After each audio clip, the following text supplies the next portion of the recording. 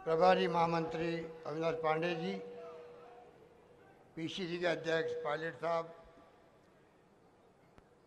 रघु शर्मा जी हमारे स्वास्थ्य मंत्री व कैंपेन कमेटी चेयरमैन, हमारे लोकप्रिय उम्मीदवार रघु मीणा जी, प्रभारी मंत्री मास्टर भंवरलाल जी मेघवाल, जिला अध्यक्ष लाल सिंह झाला साहब, पूर्व मंत्री मांगीलाल गरासिया जी, हमारे वरिष्ठ नेता आदरणीय श्रीमती सुश्री गिरिजा व्यास जी, यहाँ उपस्थित तमाम हमारे विवेक कटारा जी, सुनील जी, अभिमन्यु झाला जी, नारायण पालीवाल जी, जगदीश श्रीमाली जी, सज्जन कटारा जी, पंकज शर्मा जी और तमाम उपस्थित हमारे नेतागण, भाइयों और बहनों, नौजवान साथियों, मुझे बहुत खुशी है कि आज गोगुंदा के अंदर इतनी बड़ी सभा के अंदर आप सब आए हैं।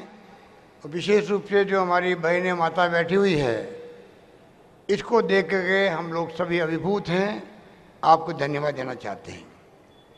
आप सब जानते हैं कांग्रेस अध्यक्ष राहुल गांधी जी ने यहाँ से रघु मीणा जी को एक बार पुनः कांग्रेस का लोकसभा के चुनाव लड़ने के लिए उम्मीदवार घोषित किया है। रघु मीणा को आप जानते हैं, नौजवान, निष्ठावान, समर्पित, प्रतिबद्ध कार्यकर्ता के रूप में काम करते करते पहले इनके पिताजी ने, उसके बाद में इन्होंने जर्नी जारी रखी और आज ये हमारे कांग्रेस वर्किंग कमेटी मेंबर बने हैं साथ में। आप समझ सकते हैं इस प्रकार की यात्रा तय करते करते एक नौजवान उदयपुर का कांग्रेस कार्य समिति का मेंबर बनना अपना आप में बहुत बड़ी उपलब्धि है। ऐसा नौजवान जिसको राहुल गांधी जी ने पुनः आपके बीच भेजा है और अपेक्षा की आपसे कि आपका आशीर्वाद, आपका सहयोग, आपका समर्थन इनको मिलेगा और भारी बहुमत से ये चुनाव जीत के जाएंगे यहाँ से और जाकर के आपकी आवाज़ को वापस उठाएंगे, लोकसभा के अंदर आपके विकास के लिए भागीदार बनेंगे और आपके सुख दुख में हमेशा आपके साथ खड़े मिलेंगे। इसलिए हम सब अपील करने के लिए हाजिर हुए हैं कि आप लोग कृपा करके इनको आप कामयाब करें और देश के हालात जो आपके सामने बन गए हैं उससे आप वाकिफ हैं। अभी मेरे पूर्व वक्ताओं ने सब बातें आपको विस्तार से कही और मैं आपको इतना ही कहना चाहूँगा कि सरकार बदलना लोकतंत्र में परंपरा होती है और बदली जाती है, बदल जाते हैं। पर दुख इस बात का है, पिछली बार वसुंधरा जी भारी बहुमत से सरकार बनाई, 5 साल तक ऐसी निकम्मी नाकारा सरकार रही, किसी से मिली नहीं और अल्टीमेटली उस सरकार को विदा करना पड़ा आपको। दुर्भाग्य से हम ये सीट नहीं जीत पाए। मंगला गरासिया जी आपके अपने हैं, निष्ठावान है, समर्पित है, तो कई बार कई कारण हो जाते हैं कि हम लोग कामयाब नहीं हो पाए। इसका हमें बहुत दुख भी है।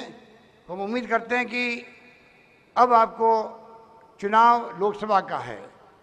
राजस्थान में सरकार कांग्रेस की बन गई है, अभी तो 2-3 महीने हुए हैं। हम जम के काम करना चाहते हैं, गोगुंदा के विकास के लिए भी, उदयपुर के विकास के लिए भी। आप कड़ी से कड़ी जोड़ने का काम आपका होगा। आप कड़ी जोड़ेंगे रघु मीणा के रूप में तो मंगला गरासिया जी चाहे चुनाव में कामयाब नहीं हो पाए हैं, पर हमारे लिए वो आपके एक एमएलए के रूप में रहेंगे हमारे साथ में। उस रूप में ही आपके झाला साहब और मांगीलाल गरासिया जी मिलकर जो सुझाव देंगे विकास के, आपके तकलीफें होगी, परेशानी होगी, उनको दूर करने का काम मेरा रहेगा, ये मैं आपसे वादा करना चाहता हूँ। इसलिए कृपा करके आप देखते हैं कि किस प्रकार से झूठे वादे किए गए। मोदी जी ने ब्लैक मनी लेके आएंगे, 1 रुपया लेके नहीं आए, महंगाई कम कर देंगे, कोई परवाह नहीं करी। किस प्रकार से 2 करोड़ नौजवानों को नौकरी देंगे उसका पता ही नहीं है। इस रूप में उन्होंने धोखा दिया, देश को गुमराह किया, असत्य बोले, जुमले बोले। अब उनकी पोल खुल चुकी है। एक तरफ इंदिरा गांधी की पार्टी है, ये महिलाएं इतनी बैठी हुई है, महिला होकर के उन्होंने राज किया 17 साल तक देश के अंदर। पाकिस्तान के 2 टुकड़े कर दिए,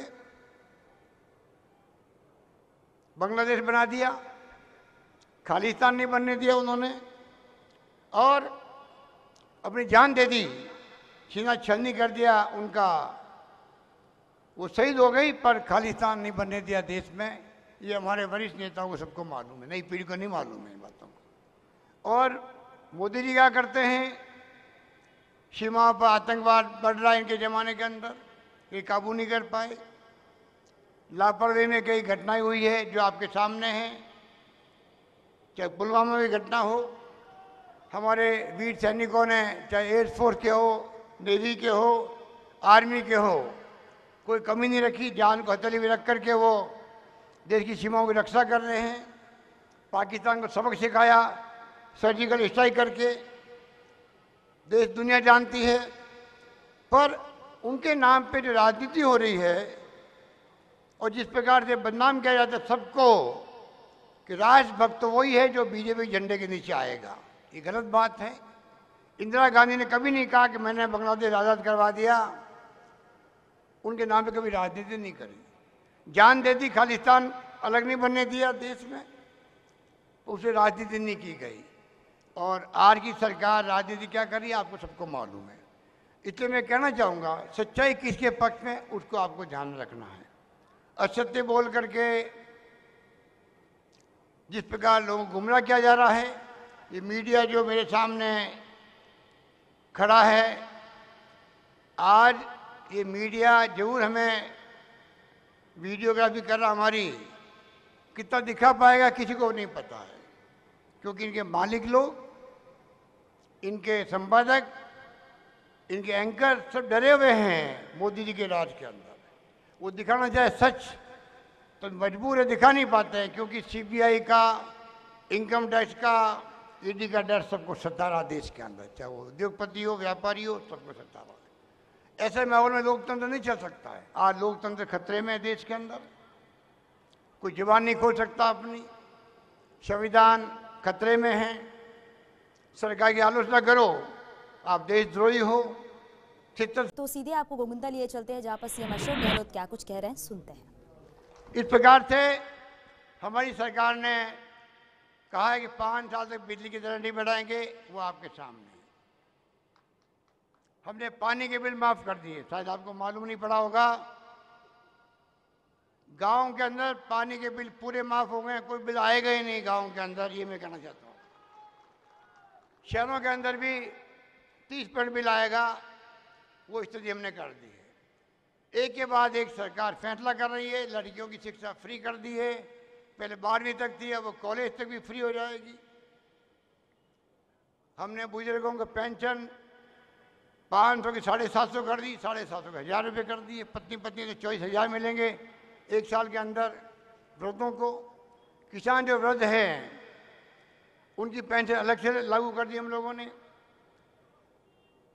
जन कल्याण की योजनाओं में हमने पहले भी कीर्तिमान स्थापित किए हैं, चाहे पेंशन की योजना हो, चाहे दवाएं फ्री हो, चाहे वो पशुओं की दवाएं फ्री हो, चाहे टेस्ट फ्री हो, चाहे खून की जांच फ्री हो, डायलिसिस फ्री हो, सोनोग्राफी फ्री हो, कोई कमी नहीं रखी थी पहले भी हम लोगों ने। अब भी राहुल गांधी जी ने कहा है, जो काम सोनिया गांधी जी ने मनमोहन सिंह जी शुरू किया था यूपीए गवर्नमेंट वक्त में, जिसके माध्यम से शिक्षा का अधिकार दिया गया देश को, अधिकार आधारित युग की शुरुआत करी, पार्लियामेंट में कानून बना करके नरेगा लाए गए, 100 दिन के रोजगार की गारंटी मिल गई, अकाल पड़ गया तो 150 दिन की गारंटी मिलती है। शिक्षा का अधिकार अलग हो गया, फूड सिक्योरिटी एक्ट आ गया, जिसमें 2 रुपये किलो गेहूँ, 3 रुपये किलो चावल मिलने लगे पूरे मुल्क के अंदर। और हमने सरकार बनते ही ये कहा है कि हम लोग 1.5 करोड़ लोगों को 2 रुपये किलो नहीं, 1 रुपये किलो गेहूँ देना हमने शुरू कर दिया राजस्थान के अंदर। इस प्रकार से हमने सारे फैसले किए। अब राहुल गांधी जी ने कहा है कि स्वास्थ्य का अधिकारी मिले लोगों को। एक इंसान पैदा हुआ इस धरती पर, उसकी हेल्थ अच्छी रहे, स्वास्थ्य अच्छा रहे। आज बीमार होता है, अस्पताल जाता है, प्राइवेट में जाता है तो इतना पैसा खर्च होता है, 50,000, 1 लाख, 2 लाख। आदमी कर्जा लेता है माँ बाप को बचाने के लिए, गहना बेचता है, गिरवी रखता अपने मकानों को, ज़मीन को, तब जाके इलाज करवा पाता है। हम चाहते हैं कि स्वास्थ्य के अधिकार का बिल पे पास हो। हमारे मैनिफेस्टो को लाने वाला है। आप देखेंगे मैनिफेस्टो के अंदर किस प्रकार की योजनाएं राहुल जी ने पूरे देश के अंदर टीमें भेजी गई और पूछा गया जनता को आप चाहते क्या हो, आपकी क्या क्या मांगे हैं। वो हम चाहेंगे कि जनता को पूछ करके घोषणा पत्र बनाएं, उसको लागू करें। मोदी जी की तरह नहीं है हर रविवार को मन की बात कहते थे। वो मन की बात नहीं कहते थे, वो मन की बात थोपते थे वो जनता पर। और राहुल गांधी चाहते हैं कि मन की बात जनता करे और हम सुने, वो पूरी करे। इतना बड़ा फर्क है। इसलिए मैं कहना चाहूँगा आपको कि जो कहा वो किया है कांग्रेस ने। अभी राहुल गांधी ने कहा है स्वास्थ्य का अधिकार मिले देश की जनता को। छोटे उद्योग लगाना चाहे नौजवान, 3 साल तक हमने वो एडवर्टाइजमेंट जारी कर दिया राजस्थान में। 3 साल तक उनको कोई राजस्थान का अधिकारी जाके कोई पूछताछ नहीं करेगा। जमीन ले, अपना उद्योग धंधा स्थापित करे, खाली सरकार को सूचित करे, उसके लिए कुछ नहीं करना पड़ेगा 3 साल तक। इस प्रकार का हमने ऑर्डिनेंस जारी कर दिया है। और मैं उम्मीद करता हूँ कि कल देखेंगे आप मैनिफेस्टो के अंदर, कांग्रेस के मैनिफेस्टो पूरे देश के लिए लागू होगा ये बात। इस प्रकार से राहुल जी ने कहा, अभी सचिन पायलट जी बता रहे थे आपको, न्यूनतम आय योजना, न्याय, ये दुनिया के इतिहास में पहली बार हो रहा है। जो नरेगा हुआ था दुनिया के इतिहास में पहली बार रोजगार का, उसी प्रकार से विकसित राष्ट्रों के अंदर भी, अमेरिका, इंग्लैंड में भी वीकली पैसा मिलता है बुजुर्गों को, बेरोजगारों को। पर ये योजना राहुल गांधी लेके आए हैं। पूरे देश के जो 20% लोग ऐसे सबसे गरीब होंगे, उनको 6,000 रुपये प्रति माह, मोदी जी की तरह नहीं है कि 6,000 रुपये मिलेंगे साल के अंदर। 2-2 हज़ार की किस्त दे रहे वो 3 बार के अंदर। कहाँ तो 2,000 की किस्त शुरू हुई है, एक मिली है अभी, कोई नहीं मिली अभी तक। कहाँ 6,000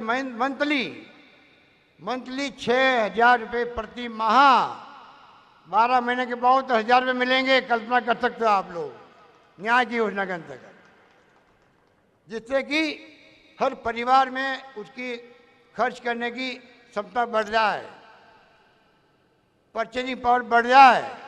और ये परचेजिंग पावर बढ़ेगी, वो पैसा मार्केट में खर्च होगा, वापस दुकानों के ऊपर खर्च होगा। जब माल खरीदेंगे हमारी जनता, तो मांग और पूर्ति जो है, जब मांग बढ़ेगी, पूर्ति में आप खरीदेंगे, तो स्वतः ही फिर जो छोटे उद्योग है, बड़े उद्योग हैं, और ज़्यादा चलेंगे, रोजगार देंगे, मजदूर देंगे। इस प्रकार आर्थिक स्थिति मजबूत होगी देश की। इस प्रकार से 3,60,000 रुपये खर्च होंगे उसके अंदर। तो खर्च होंगे, वो पैसा जेब में जाएगा गरीबों के, वापस खर्च करने की क्षमता बढ़ेगी उसकी। और वो क्षमता बढ़ेगी तो उसका घर खुशहाल होगा, बच्चे पढ़ेंगे लिखेंगे, उनको कपड़े लत्ते मिलेंगे, खाना अच्छा मिलेगा, अच्छा स्वास्थ्य रहेगा। इस प्रकार की क्रांतिकारी योजना की शुरुआत राहुल गांधी जी ने न्याय के रूप में करी है। ये तमाम बातें आप लोग यहाँ खड़े खड़े और बैठे बैठे सुन रहे हैं। मुझे खुशी है कि इतनी बड़ी तादाद में आप लोग यहाँ खड़े भी हैं, तकलीफ में, उसके बावजूद भी आपने इंतज़ार किया। हम सबका इस बात का प्रतीक है कि आपका प्यार, आपकी मोहब्बत, आपका विश्वास हम सबके प्रति है। जला साहब तो आपके स्तंभ के रूप में, इनके पिताजी भी और ये भी लगे रहे लंबे अरसे से। और आप लोगों ने हमेशा विश्वास किया कांग्रेस के झंडे के ऊपर। मैं उम्मीद करता हूं कि चुनाव को आप लेंगे चैलेंज के रूप में। और जिस प्रकार टीवी के अंदर जिस प्रकार से एक तरफ मोदी मोदी मोदी दिखाया जा रहा है, आप लोग फैसला करोगे कि 70 साल के पहले गोगुंदा क्या था, 70 साल के पहले उदयपुर क्या था, राजस्थान क्या था। ना लोग समझते थे बिजली क्या होती, समझते नहीं थे लोग। जब मुल्क आज़ाद हुआ, सुई बन के आती थी बाहर के मुल्कों में हर चीज़। और मोदी जी कहते हैं 70 साल में कांग्रेस ने क्या किया? जो कुछ किया कांग्रेस ने किया है। राजीव गांधी मोबाइल फ़ोन लेके आ गए, कंप्यूटर लेके आ गए, नौजवानों को मालूम होना चाहिए। नौजवानों को बहुत गुमराह किया मोदी जी ने। मोदी मोदी खूब नारे लगाए। अब उनको असलियत सामने आ गई है, उनको समझना चाहिए। मोदी जी की झांसे में नहीं आना चाहिए, मैं कहना चाहूँगा। कांग्रेस ने क्या किया, 70 साल में मोदी जी बोलते थे, अरे मोदी जी राजीव गांधी का सपना था, उसके कारण आज कंप्यूटर भी आ गए, मोबाइल फ़ोन भी आ गए। और मैं कहना चाहूँगा मोदी जी आपको अगर सेल्फी लेना सिखाया है तो राजीव गांधी के सपनों ने सिखाया है, मैं कहना चाहता हूँ। कहाँ पड़ा था मोबाइल फ़ोन, आज दुनिया मुट्ठी में है। इस कंप्यूटर जो आप मोबाइल फ़ोन है उसमें पूरा कंप्यूटर है उसके अंदर। ये मीटिंग हो रही है, अमेरिका इंग्लैंड वाले देख सकते हैं कि गुमगुदा मीटिंग हो रही, कौन कहाँ बैठा हुआ है। कभी कल्पना की हम लोगों ने ऐसा कोई मोबाइल फ़ोन आएगा, जेब में रख लो, जब चाहो बात कर लो, 10 बटन दबाते ही। कभी कल्पना की किसी ने, सोचा था? खाली पुलिस के वायरलेस देख के हम लोग खुश होते थे कि बात होती है बिना तार के।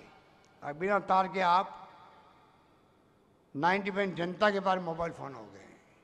महिलाएं भी जो है ना, खेत में काम करते करते अपने पति को फ़ोन करती है, अभी मैं 2 घंटे लेट आऊँगी, काम कर रही हूँ मैं।